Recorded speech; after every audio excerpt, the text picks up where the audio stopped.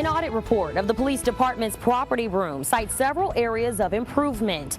I'm Alexis Scott, your downtown neighborhood news reporter, outlining the recommendations listed in that report. The report, conducted between January 2023 to June 2024, takes a look at whether sufficient controls were in place over the evidence and property room. While there were no formal violations, the city auditor did make 6 recommendations to enhance the functions of the room. And the most talked about recommendation, how high-value weapons seized by officers are destroyed. Audit Chair Roland Barrera says the audit committee will meet again to discuss the progress of the implemented recommendations and how to continue enhancing the city of Corpus Christi and its police department. In downtown, I'm your neighborhood news reporter, Alexis Scott, Chris 6 News. I'm Tyrese Moon, your neighborhood news reporter on the West Side. The House Reconciliation Bill, if passed, could cut funding to healthcare programs like Medicaid. I spoke with a health professional here in the Coastal Bend who believes some patients don't need to worry. Right now, the GOP is discussing extending Donald Trump's 2017 tax cuts. That would lead to more than $716 billion of cuts in Medicaid, which could affect us nationally and here at home. Mary Lee Peterson is a physician with the Nueces County Medical Society. She believes we won't be affected as much as others. 14 states will be impacted by these cuts, and while Texas isn't on that list, we still have a challenge because the Medicare Trust Fund is, going to run out of money, and, I don't know, I think it's like a decade. With more than 4 million people in the state and thousands in the Coastal Bend who use Medicaid, Peterson recommends applying to other programs for some extra help. Some of those programs include CHIP and the Affordable Care Act. You can go to christv.com to find out more information regarding other healthcare programs available in the Coastal Bend. On the West Side, I'm your neighborhood news reporter, Tyrese Spoon, Chris 6 News. If you've gone to the beach on Padre Island, you may have experienced this at one time or another. I'm Erin Holly, your Padre Island neighborhood news reporter, and I'll introduce you to neighbors who spend their free time helping beachgoers whose cars got stuck, and it won't cost you a dime.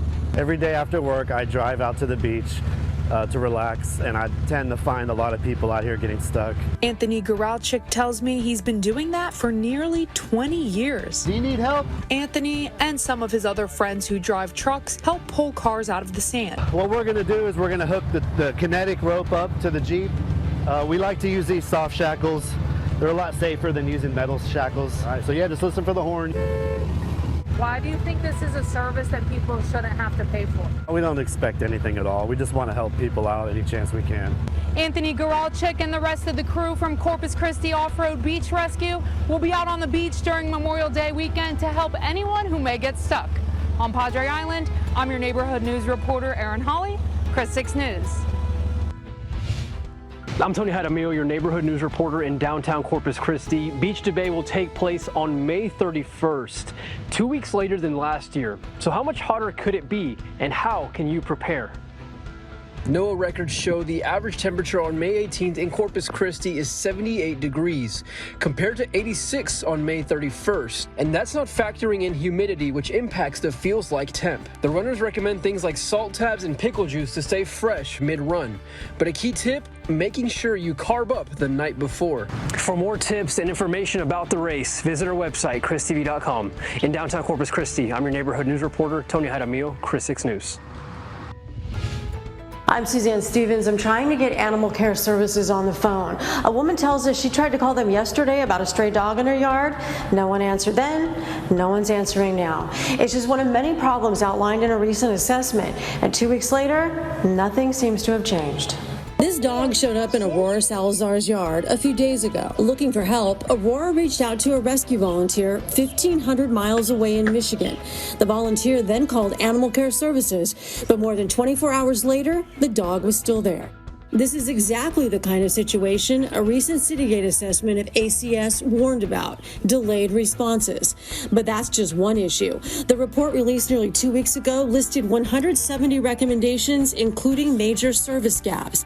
The city hasn't said which recommendations have been completed or when all 170 will be, or why this dog situation went unanswered for more than a day. Late this afternoon, Animal Care Services did pick up the dog more than 24 hours after the first call for help. Suzanne Stevens, Chris 6 News.